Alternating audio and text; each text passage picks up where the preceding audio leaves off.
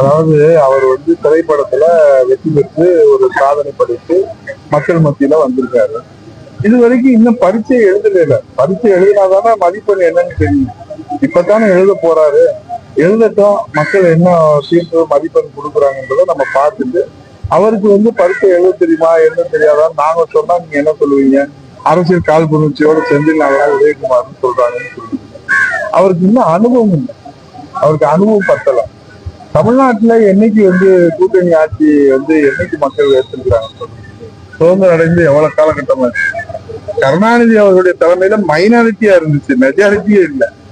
அப்ப கூட கூட்டணி ஆட்சி கிடையாது, மைனாரிட்டி ஆட்சி இருந்தது. அதற்கு ஆதரவு கொடுத்தாங்க. அதுதான் தமிழ்நாட்டு மக்கள் ஏற்றுக்கொண்டு நடைமுறை சொல்றாரு. மக்கள்கிட்ட ஏதாவது எடுபடுமான்னு பாக்குறாரு. ஒவ்வொருத்தரும் அதுக்கு பதில் கருத்து சொல்றாங்க. எனக்கு என்ன முதல்ல வேண்டுகோள்னா, அவர் தமிழ்நாட்டை காப்பாத்துறாரோ, தமிழ்நாட்டு மக்களுக்கு ஒரு ஆபத்துனா ஓடி வராரோ இல்லையோ, அவர் பார்க்க வர்றவங்க செத்து போகாம பாதுகாக்கிறதுக்கு ஏதாவது ஒரு நடவடிக்கை எடுக்க அவருக்கு முன் வருவாரா?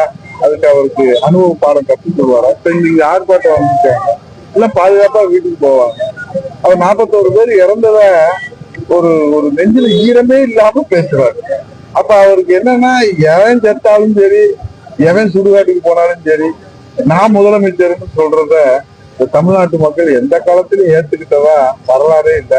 வரலாறு அவர் படிச்சிருப்பாரு, இல்ல படிச்சவங்க எழுதி கொடுப்பாங்க. அவங்கள்ட்ட கேட்க சொல்லுங்க. மக்கள் மீது யாரு அக்கறையோடு இருக்கிறார்களோ, மக்கள் நலனில யார் உண்மையான அக்கறை செலுத்துகிறார்களோ, அவர்கள்தான் ஆட்சியும் அதிகாரத்திலும் மக்கள் சேவையிலும் வெற்றி பெற முடியும். அந்த வகையில அவர் ரொம்ப பின்தங்கி களத்திலே